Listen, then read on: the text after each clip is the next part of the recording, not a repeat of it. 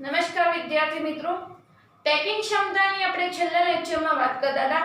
આપણે ટોટલ બે ઘનની અંદર પેકિંગ ક્ષમતા જોઈ હતી, એક HCB અને CCB પ્રકારના ઘનમાં. અને HCB અને CCB ઘનમાં પેકિંગ ક્ષમતા મળી હતી 74%. અને બીજી જોઈ હતી સાદો ઘન, જે પ્રિમિટિવ ઘન કહેતા હતા, જેમાં ફક્ત ઘનના ખૂણા ઉપર પરમાણુ ગોઠવાયેલા. તેની અંદર બી આપણને મળતી હતી પેકિંગ ક્ષમતા 52% જેવી મળતી હતી. ત્રીજા ઘનની પેકિંગ ક્ષમતાની ગણતરી કરવાની બાકી હતી.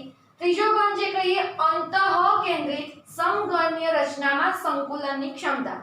અંતઃકેન્દ્રિત ઘન મતલબ કે જેને આપણે કહેતા હતા BCC, બોડી સેન્ટર ક્યુબ, જેને કહેતા હતા. આ બોડી સેન્ટર ક્યુબિક જે ક્લોઝ પેક રચના હશે તેની અંદરની સમઘનીય રચનામાં સંકુલનની ક્ષમતા. પહેલા તો યાદ કરી લઈએ કે બોડી સેન્ટર ક્યુબ કોને કીધું લો, કે બોડી સેન્ટર ક્યુબ હશે એની અંદર સાદો ઘન તો હશે જ, એટલે કે દરેક ઘનના ખૂણા ઉપર પરમાણુ હશે.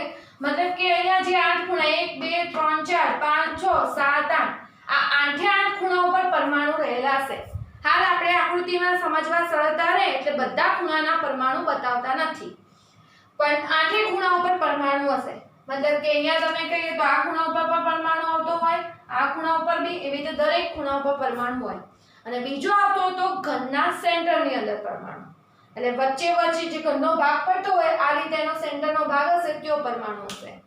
હવે પેકિંગ ક્ષમતાની ગણતરી કરવા માટે BCC માં જે આકૃતિ આપણે ડ્રો કરી છે તેની અંદર ખાસ સમજો.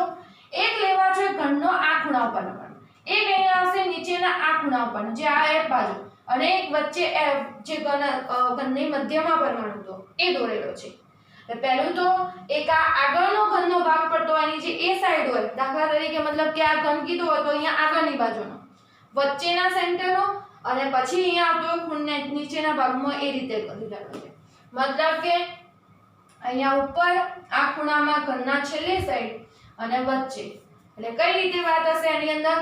રૂમ તમે લઈ લો તો રૂમનો આ ખૂણો, રૂમનો વચ્ચેનો ભાગ અને છેલ્લો આ ખૂણો પડતો હોય એ રીતે, અને વચ્ચે મધ્યમાં પરમાણુ ગોઠવાયેલો હોય એ રીતની આખી ગોઠવણી અહીંયા કરેલી છે.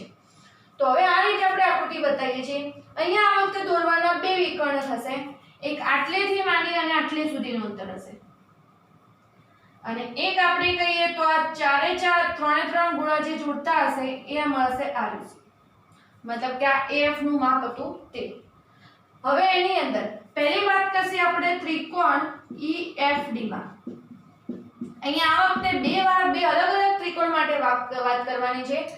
ત્રિકોણ EFD મતલબ કે આ ત્રિકોણ લીધો છે અને આ જે વિકર્ણ લીધો એનું માપ આપણે b ધારી દીધું, સ્મોલ b જેટલું, કારણ કે એની વેલ્યુ ઉપરથી આગળ આપણે પેકિંગ ક્ષમતાની એની ગણતરી કરવાની છે માટે. તો આની વેલ્યુ આપણે લઈ લીધી b જેટલી. હવે ત્રિકોણ EFD હતો, જે આ ત્રિકોણ નીચેનો ત્રિકોણ કઈ EFD, એમાં ખૂણો E કાટખૂણો હોય, એટલે E કાટખૂણો હોય તો જે FD હશે તમારે કર્ણ બનશે. FD² બરાબર EF² વત્તા ED² તમે લખી શકો. ફરીથી આ ખૂણો E કાટખૂણો હોય તો FD કર્ણ બને, એટલે FD નો સ્ક્વેર બરાબર EF² વત્તા ED² આના બરાબર, જે નીચેના ત્રિકોણની હાલ આપણે વાત કરી રહ્યા છીએ. અને અહીંયા FD ની જે વેલ્યુ હતી તે આપણે ધારી હતી સ્મોલ b જેટલી, કારણ કે આપણે સૂત્રી છે, આપણને હાલ ખ્યાલ નથી માટે. હવે જો જોઈએ આની અંદર, તો આની અંદર જે EF ની વેલ્યુ હતી અને ED ની વેલ્યુ હશે, તો આ પણ સમઘનની ધારી હતી, એક બાજુ હતી. આ ED બી કઈ EF પણ કઈ સમઘનની બાજુ. આનું માપ પણ સ્મોલ a જેટલું હોય, આનું માપ પણ a જેટલું હોય, એટલે આપણે ધારીની લંબાઈ સમઘનમાં બધામાં એક જ જેટલી લીધી, જે સ્મોલ a. તો અહીંયા FD ની વેલ્યુ મૂકીએ તો b² બરાબર EF ની વેલ્યુ પણ a જેટલી હશે, એટલે a², અને ED ની વેલ્યુ પણ a જેટલી હતી, એટલે a². એટલે અહીંયા થશે b² બરાબર 2a². એટલે અહીંયા ખાસ એક તો b² બરાબર 2a² એક પરિણામ. બીજું b નું વેલ્યુ જોઈતું હોય તો વર્ગ દૂર કરવા સામેની રકમનું વર્ગમૂળ, તો √2a. એટલે b બરાબર 2a² પણ લખી શકતા હતા, b બરાબર √2a પણ લખી શકાશે. એટલે આટલી વસ્તુ ઉપરથી ફરીથી ખાસ સમજજો. આ વખતે આપણે જે પરમાણુ લીધેલા છે એક આ ખૂણા ઉપરનો, મધ્યનો અને નીચેના પરમાણુ. હવે એની અંદર નીચેની બાજુની ત્રિકોણની વાત કરીએ તો અહીંયા આપણે એક FD જેટલો વિકર્ણ દોરી દીધો છે. આ વિકર્ણની લંબાઈ આપણે લીધી સ્મોલ b જેટલી. હવે આની અંદર ખૂણો E કાટખૂણો, તો આ FD કર્ણ બને, એટલે FD² બરાબર EF² વત્તા મોટું ED². FD ની કિંમત b જેટલી ધારી સ્મોલ b સ્ક્વેર, આ પણ સમઘનની બાજુ હતી, આ પણ સમઘનની બાજુ, તો a સ્ક્વેર વત્તા a સ્ક્વેર એટલે 2a સ્ક્વેર, અને વર્ગ દૂર કરવા રકમનું વર્ગમૂળ લેશો તો b બરાબર મળશે √2a. હવે વાત કરીએ બીજો એક વિકર્ણ દોરીએ છીએ આપણે, જે અહીંયા f હતો, આટલેથી માંડીને આટલો આવ્યો વિકર્ણ દોર્યો અહીંયા, એટલે ખાસ અહીંયા વિકર્ણ દોરવામાં આવે. આ વિકર્ણ દોરો તો અહીંયા ત્રિકોણ લેવાના છો, ત્રિકોણ AFD, આ બીજું ત્રિકોણ AFD. તો આની અંદર હવે લખીશું આપણે ત્રિકોણ AFD માં, ત્રિકોણ AFD માં ખૂણો d કાટખૂણો હશે, તો એની સામેની બાજુ થશે AF સ્ક્વેર બરાબર AD સ્ક્વેર અને FD સ્ક્વેર, આ AD અને વત્તા આ જે બાજુ હતી FD સ્ક્વેર. ખાસ આકૃતિમાં ત્રિકોણ જોજો AFD, આ આખો ત્રિકોણ, ખૂણો d કાટખૂણો, તો આ AF સ્ક્વેર, આ AD સ્ક્વેર અને આટલી બાજુ AD સ્ક્વેર. AF સ્ક્વેર એની વેલ્યુ આપણે ખબર નથી, c ધારી દીધી. આ c એટલે આપણો અંતઃવિકર્ણ હતો. ખાસ વિકર્ણ આપણે બાજુમાં દોરીએ છીએ, અંતઃવિકર્ણ જે આખા ઘનમાં વચ્ચે દોરે છે, તો આ એનો અંતઃવિકર્ણ, એની લંબાઈ જે આ AF ની હતી c એટલી ધારી એટલે c સ્ક્વેર. AD ફરીથી સમઘનની બાજુ આવી એટલે આથી a થઈ તમારી વેલ્યુ એની, એટલે AD ની વેલ્યુ આવશે a સ્ક્વેર અને FD ની વેલ્યુ હતી b, એટલે અહીંયા લખાશે b સ્ક્વેર. આપણે પહેલા જ એના માટે b ધારેલું છે, તો અહીંયા આ બી વસ્તુનો ઉપયોગ ખાસ b ની કિંમત મૂકવા માટે થશે. તો c સ્ક્વેર બરાબર a સ્ક્વેર, b સ્ક્વેર ની વેલ્યુ મૂકવી તો તમે કેટલી મૂકી શકો 2a સ્ક્વેર, એટલે c સ્ક્વેર બરાબર 1a સ્ક્વેર ને આવ્યો 3a સ્ક્વેર, એટલે અહીંયા 1 + 2 એટલે એ રીતે 3a સ્ક્વેર થશે. અને c બરાબર જો તમારે વેલ્યુ જોઈતી હોય તો c બરાબર તમે વર્ગ દૂર કરવા સામેની રકમનું વર્ગમૂળ લેશો તો c બરાબર √3a, એટલે આ મળશે તમને બીજી કિંમત c બરાબર √3a. પણ એ મેળવવા માટે આ b ની આ કિંમતનો ઉપયોગ કરવો પડતો કે b સ્ક્વેર બરાબર તમે લેતા હતા 2a સ્ક્વેર, ત્યારે આ તમને કિંમત મળે છે, એટલે c ની એક કિંમત મળી √3. બીજી એક વાત કરી કે c બરાબર તમે અહીંયા પણ લખી શકશો 4r. c બરાબર 4r કેવી રીતે લખાશે તો ખાસ જોજો કે અહીંયા પણ આટલી c ની લંબાઈ હશે, એમાં ટોટલ અડધા અડધા ગણીએ તો બે ગોળા, એક આ ત્રિજ્યા, આની એક ત્રિજ્યા, એક આની ત્રિજ્યા અને એક આ ત્રિજ્યા, ટોટલ 4 ત્રિજ્યા આવતી, એટલે c બરાબર 4r લખી શકતા હતા. એટલે c બરાબર 4r પણ એક આકૃતિ ઉપરથી લખી શકાશે. 2 અને 3 ને સરખાવશો તમે, જો સમીકરણ 2 અને 3 ને સરખાવતા,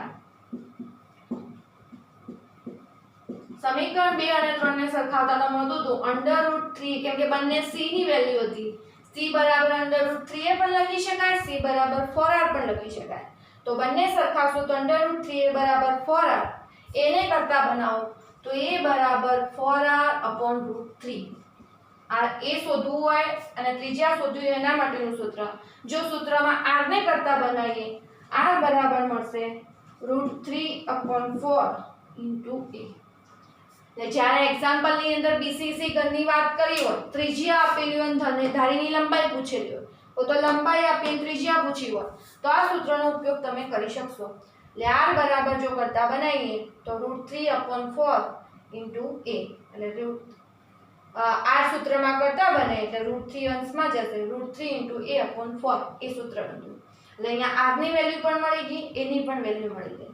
હવે આપણે ગણવાની હતી તે એની પેકિંગ ક્ષમતા.